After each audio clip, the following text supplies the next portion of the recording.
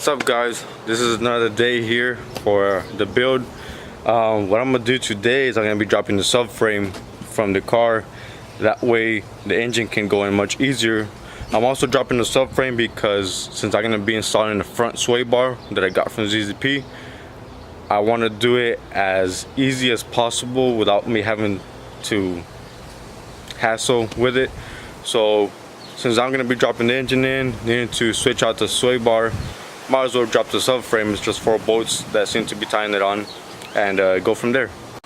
Now to drop the subframe, you either have to, of course, be removing the 3 bolts that are here for the strut bar, as well as this strut bar. You also have to go on and removing that steering column spindle, I guess you can say. Remove that as well. That way the steering rack can drop without having issues. Also removing those bolts, which is that one, and there's 2 back there on the back of the subframe, and there's 1 here also. You're gonna have to remove those bolts to get the subframe completely removed, and you can roll it out with the front 2 wheels, and it'll be much easier. Now I've already taken care of removing that bolt for the steering rack. So now what I'm gonna go ahead and tackle would be these 3 bolts on both strut bars, so it would be 6 bolts in total. Now since I do have aftermarket strut bar or strut tower mount, I'm gonna be using a 13mm to remove the bolts, and it'll be much easier with an impact, but of course not needed.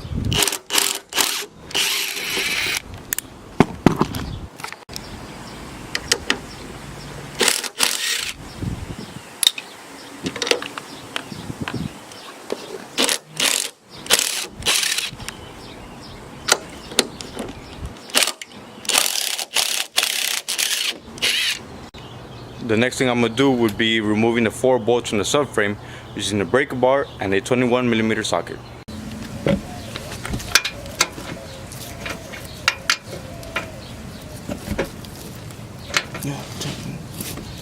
Sorry, I was tightening it.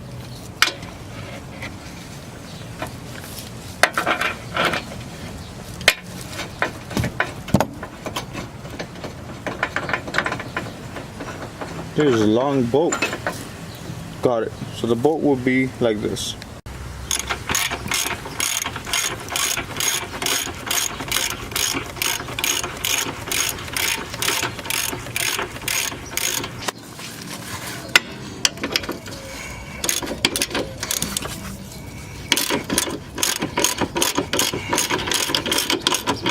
This is the last bolt that I need to loosen for the subframe to come down.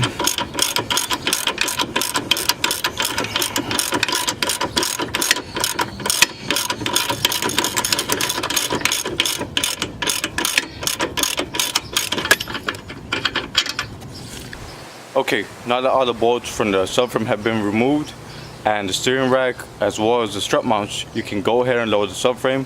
That way you can be able to pull it out.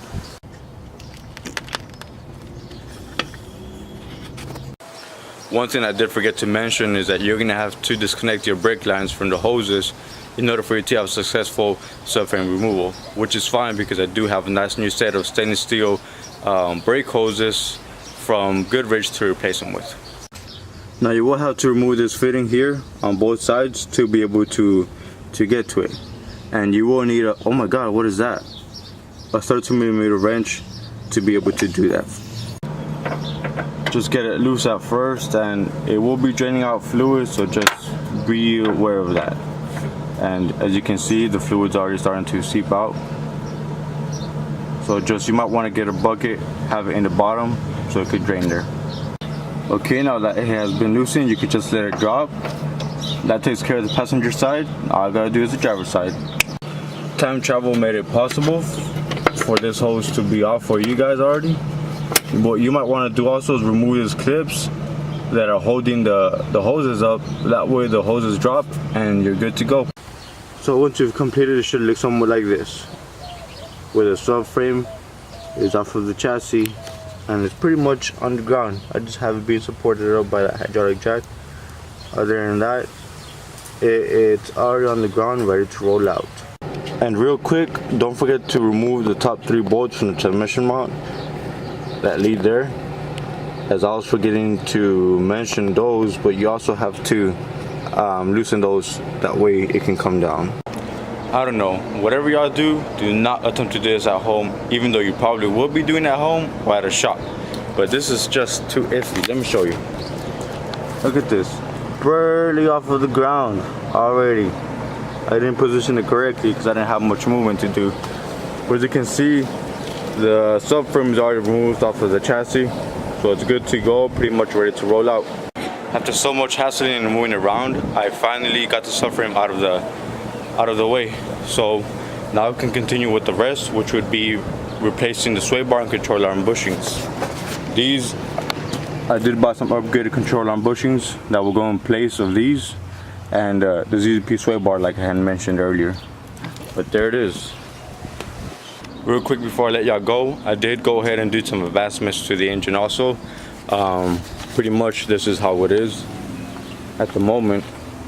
I added the intake manifold, got it shaved by Smiley's Auto Works in Kyle, Texas, to be able to throttle body and the crankshaft pulley or harmonic balancer. And as always, please like and subscribe. Don't forget to hit the bell and comment if you have any ideas or suggestions for me to do, as well if you want to see anything else in particular maybe that I can detail with. So once again, thank you very much and see y'all next time.